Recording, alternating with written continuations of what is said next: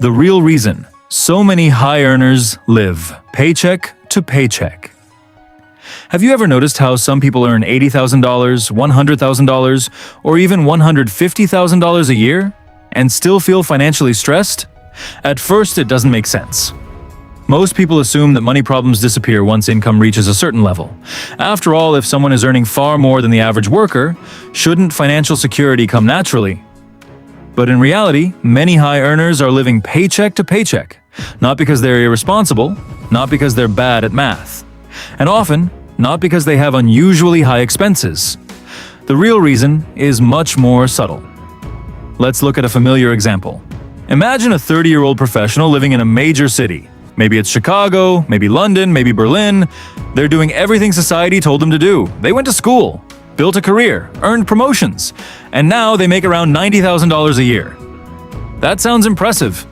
But after taxes, health insurance, pension contributions, and other deductions, that income may become closer to $5,200 per month in spendable money. Now let's see where it goes.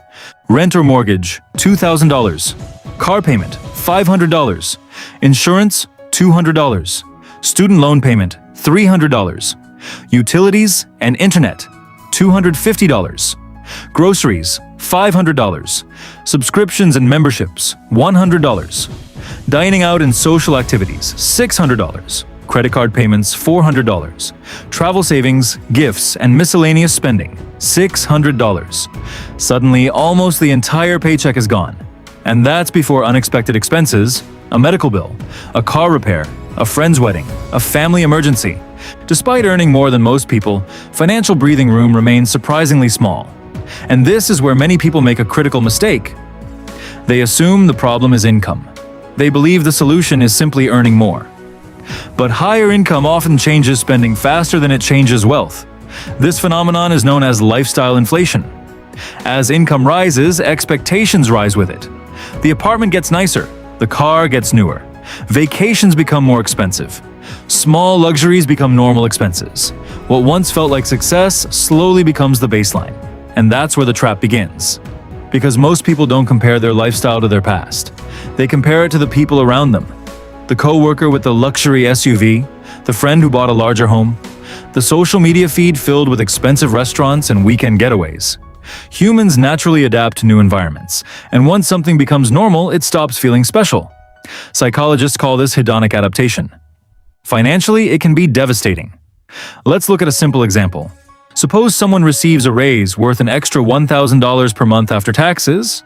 Instead of investing it, they upgrade their apartment for $500 more, lease a nicer car for an additional $300, and increase lifestyle spending by another $200. The entire raise disappears.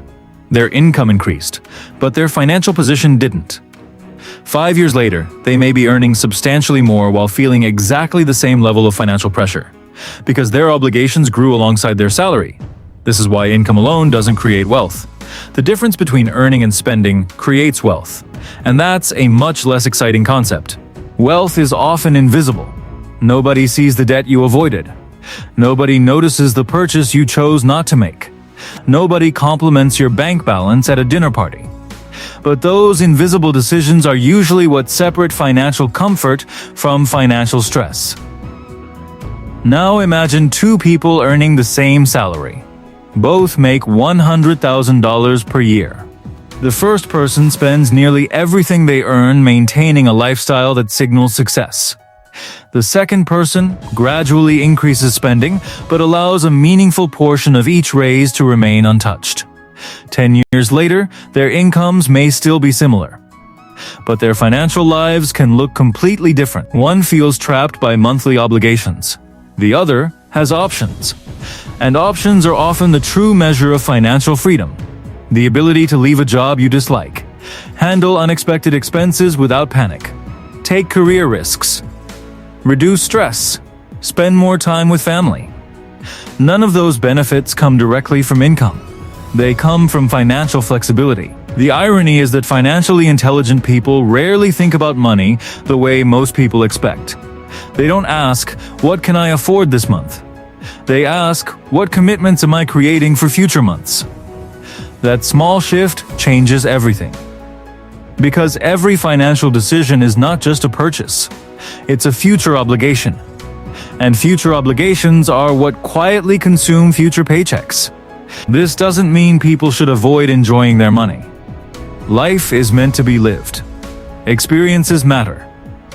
Comfort matters. But understanding the difference between spending for genuine value and spending for social validation can have an enormous impact over time. Many high earners don't struggle because they earn too little. They struggle because their lifestyle expands faster than their financial foundation. And once that pattern becomes normal, it can continue for decades without being noticed. The good news is that awareness alone changes how you see money. Not through complicated strategies, not through extreme frugality, just through understanding where financial pressure actually comes from. If you found this perspective useful, consider subscribing for more thoughtful discussions about money, behavior, and long-term wealth.